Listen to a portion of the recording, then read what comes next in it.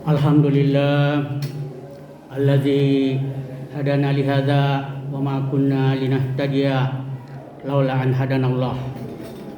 Asyhadu an la ilaha illallah wa asyhadu anna Muhammadar Rasulullah. Wassalatu wassalamu ala asrafil anbiya'i wal mursalin wa ala alihi wa sahbihi ajma'in. Amma ba'd, faya ibadallah, usikum wa iyaya bitaqwallah, faqad fazal muttaqun. Hadirin kaum muslimin, jamaah Jum'ah rahimakumullah.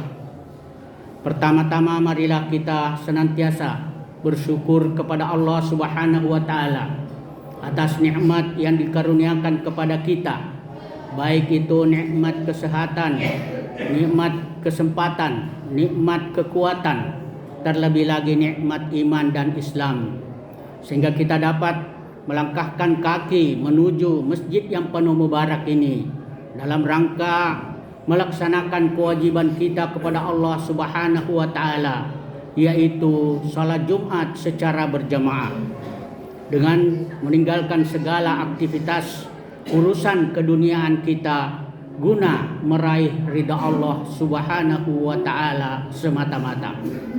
Yang kedua, salam dan salawat tak lupa kita curahkan kepada Nabi kita Muhammad sallallahu alaihi wasallam beserta seluruh keluarganya, sahabatnya, tabi'in, tabi'ut tabi'in, dan para pengikutnya yang setia sebagai rahmatan lil alamin, dan juga sebagai uswatun hasanah, dan juga sebagai basyiran wa nadhiran. Hadirin kaum muslimin jamaah Jum'ah rahimakumullah. Allah Subhanahu wa taala berfirman di dalam Al-Qur'an, A'udzu billahi minasyaitonir rajim. Wa ma khalaqtul jinna wal insa illa liya'budun. Aku tidak ciptakan jin dan manusia kecuali untuk beribadah, untuk mengabdi kepadaku. Dan pengertian ibadah dalam bahasa yaitu berasal dari bahasa Arab abada ya'budu ibadatan, yaitu mengabdi, tunduk, taat, dan juga merendahkan diri, sehingga kita perlu taat hanya kepada Allah Subhanahu wa taala serta merendahkan diri kita kepada Allah bahwa kita ini sangat hina di hadapannya. Maka kita tidak boleh sombong, takabur, tetapi kita harus tunduk, patuh, dan taat kepada Allah Subhanahu wa taala. Adapun menurut istilah yang dikemukakan oleh Ibnu Taimiyah, yaitu adalah nama yang mencakup segala sesuatu yang disukai dan diridhoi oleh Allah Subhanahu wa taala, berupa ucapan dan perbuatan lahir dan batin, seperti salat, puasa, zakat, haji, kebenaran dalam perkataan atau pembicaraan, penunaian ibadah, ketaatan kepada kedua orang tua, dan juga hubungan kekeluargaan. Maka dari definisi ibadah ini kita dapat memahami bahwa yang dapat diterima amal ibadah kita itu yaitu harus memenuhi dua syarat paling tidak, yaitu pertama, disukai oleh Allah. Yang disukai oleh Allah itu adalah ibadah yang sesuai dengan tuntunan syariat, baik dari Al-Quran maupun dari Nabi kita Muhammad sallallahu alaihi wasallam yang berupa hadis. Dan syarat yang kedua yaitu diridhoi oleh Allah Subhanahu wa taala. Artinya niatnya dalam beribadah betul-betul karena Allah Subhanahu wa taala. Baik itu yang ibadah lahiriah berupa jasmani ataupun ibadah batiniah, yaitu berupa niat yang ada di dalam hati kita. Karena Allah Subhanahu wa taala berfirman di dalam hadis qudsi yang mengatakan, kepada para malaikat, innakum hafazatun ala abdi wa ana raqibun ala nafsihi, inna abdi hadza akhlasa lahu li amal faj'aluhu fi illiyin. Artinya, wahai kau para malaikat, tugasmu hanya mencatat amal-amal hambaku ini yang berupa lahir ya, tetapi jiwanya, hatinya, batinnya aku sendiri yang mengawasi secara langsung. Hambaku ini melakukan amal ibadahnya karena aku semata-mata, maka jadikanlah hambaku ini termasuk orang yang tertinggi derajatnya. Hadirin kaum muslimin jamaah Jum'ah rahimakumullah.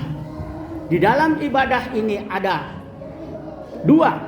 Pertama, ibadah mahdah, yaitu hablun minallah, hubungan vertikal antara hamba dengan penciptanya, yaitu Allah Subhanahu wa taala, yang disebut dengan ibadah mahdah atau ibadah khusus seperti salat, puasa, haji, zikir, baca Al-Quran dan lain sebagainya.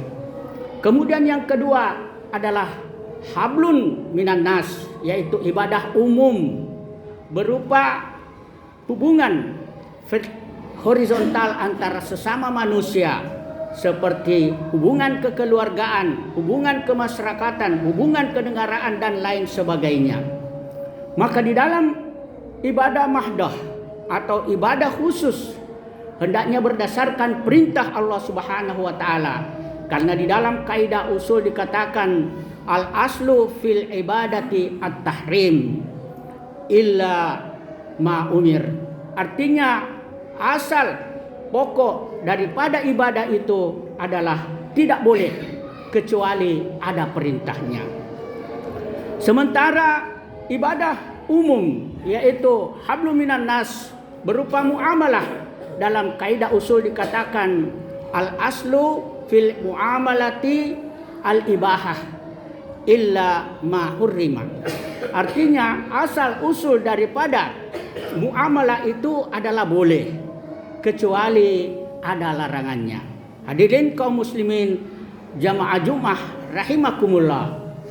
Adapun hakikat ibadah itu menurut Muhammad Al-Ghazali, yang pertama, tidak menganggap apa yang ada di bawah kekuasaan kita milik pribadi, karena yang namanya hamba tidak punya apa-apa. Karena itu apa yang ada pada kita, baik harta kita, baik diri kita, baik jabatan kita, semuanya milik Allah Subhanahu wa taala, dan semuanya akan diambil oleh Allah Subhanahu wa taala pada masa. Karena itu jangan kita merasa bahwa kita ini punya apa-apa, tetapi kita ini tidak punya apa-apa sama sekali, karena semua ini adalah milik Allah Subhanahu wa taala. Walillahi ma fis samawati wal ard wa ma. Semua apa yang ada di langit dan di bumi, termasuk di antara keduanya, adalah milik Allah Subhanahu wa taala. Karena itu kita ini harus memasrahkan diri, menyerahkan diri secara total, diri kita, harta kita, ibadah kita, hidup kita, mati kita hanya untuk Allah Subhanahu wa taala. Di dalam Al-Qur'an dikatakan, inna sholati wa nusuki wa mahyaya wa mamati lillahi rabbil alamin. Artinya sesungguhnya salatku, ibadahku, hidupku dan matiku hanya untuk Allah, Tuhan semesta alam. Hadirin kaum muslimin jamaah Jum'ah rahimakumullah. Yang kedua, hakikat ibadah itu adalah menjadikan segala aktivitas berdasarkan perintah dan yang dilarang olehnya kita tinggalkan. Jadi apa yang diperintahkan oleh Allah kepada kita, juga Rasulnya kepada kita, baik itu yang wajib maupun yang sunat, itulah yang kita lakukan. Sementara apa yang dilarang oleh Allah dan Rasulnya, baik itu berupa haram atau makruh, hendaknya kita tinggalkan. Maka itu hakikat ibadah yang sebenarnya untuk mencapai kehidupan bahagia dunia dan akhirat. Hakikat ibadah yang ketiga adalah tidak mendahulukan keputusan pribadi sebelum ada restu di mana kita mengabdi. Hadirin kaum muslimin jamaah Jumat rahimakumullah. Maka itu sebelum kita melakukan sesuatu, hendaknya kita mendapatkan ridha Allah Subhanahu wa taala, restu dari kedua orang tua, masyarakat dan orang-orang sekitar kita. Hadirin kaum muslimin jamaah Jumat rahimakumullah. Adapun tujuan daripada ibadah menurut Abbas Al-Aqqas, yang pertama adalah mengingatkan manusia bahwa di balik unsur rohani mempunyai kebutuhan jasmani yang berbeda dengan kebutuhan rohani. Karena itu jangan hanya kita mencari kebutuhan jasmani kita berupa sandang, papan dan pangan, tetapi hendaknya juga kita usahakan kebutuhan rohani kita berupa nasihat, berupa ibadah, berupa amal saleh, berupa baca Al-Quran dan lain sebagainya. Karena semua itu akan menjadikan bekal kita nanti di akhirat kelak. Sebagaimana firman Allah dalam Al-Quran, "Watazawwadu fa inna khairaz zadi taqwa." Berbekallah kalian dan sebaik-baik bekal itu adalah takwa. Hadirin kaum muslimin jamaah Jumat rahimakumullah. Kemudian hakikat tujuan ibadah yang kedua adalah mengingatkan bahwa di balik kehidupan yang fana ini ada kehidupan berikut, yaitu kehidupan yang abadi. Jadi jangan kita tertipu dan terlena oleh kehidupan duniawi yang sangat sementara ini, yang bisa menipu kita, yang bisa memperdayakan kita, sehingga kita lupa bahwa selain kehidupan duniawi ada namanya kehidupan ukhrawi yang selama-lamanya. Maka dunia ini hanya sementara dan akhirat itu adalah selamanya. Dunia ini hanya tempat kita meninggal, bukan tempat kita tinggal, tetapi akhirat itu adalah tempat kita hidup yang sebenarnya, tempat yang kita tuju. Maka usahakanlah apa yang Allah berikan pada kita berupa kehidupan yang ada di akhirat, tetapi jangan lupa akan kehidupan yang ada di dunia. Karena kehidupan dunia ini adalah jalan, jembatan menuju akhirat. Allah Subhanahu wa taala berfirman di dalam Al-Qur'an, "Wabtaghi fima ataqallahu daral akhirah wala tansa nasibaka minad dunya." Carilah, usahakanlah dan kejarlah apa yang ada bagianmu di akhirat. Tetapi jangan lupa bahwa ada juga bagianmu di dunia. Maka itu kita harus berusaha semaksimal mungkin untuk mendapatkan kebahagiaan akhirat tanpa melupakan kebahagiaan yang ada di dunia ini. Dan hakikat yang ketiga adalah tujuan ibadah yang ketiga atau hakikat ibadah yang ketiga adalah pengertian ibadah secara khusus. Karena semua ibadah yang bersifat ibadah mahdoh tentu ada tujuan daripada kehidupan kemasyarakatan, seperti salat umpamanya. Di samping ada namanya ibadah ruhiyah, tetapi juga ibadah jasmania, seperti puasa. Di samping ibadah ruhiyah juga ibadah jasadiyah, seperti zakat. Di samping dia ibadah ruhiyah juga ibadah maliyah, dan seperti haji, yaitu berupa ibadah ruhiyah juga ibadah maliyah dan ibadah jasadiyah.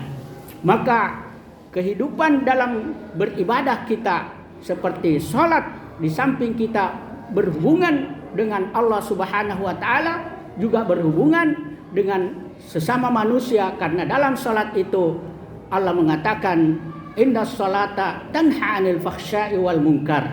Sesungguhnya salat itu mencegah daripada kekejian dan kemungkaran. Begitu juga ibadah-ibadah lainnya, di samping ada hubungannya dengan Allah sebagai pencipta kita, tetapi juga ada hubungannya dengan sesama manusia yang ada di atas bumi ini. Karena kita sebagai manusia mempunyai dua fungsi, yaitu sebagai hamba, yaitu hablun minallah, dan juga sebagai khalifah, yaitu hablun minan nas. Demikian, mudah-mudahan ada manfaatnya, kurang lebihnya mohon dimaafkan. Barakallahu li wa lakum fil Qur'anil Karim wa nafa'ani wa iyyakum tilawatahu innahu huwas samiul alim.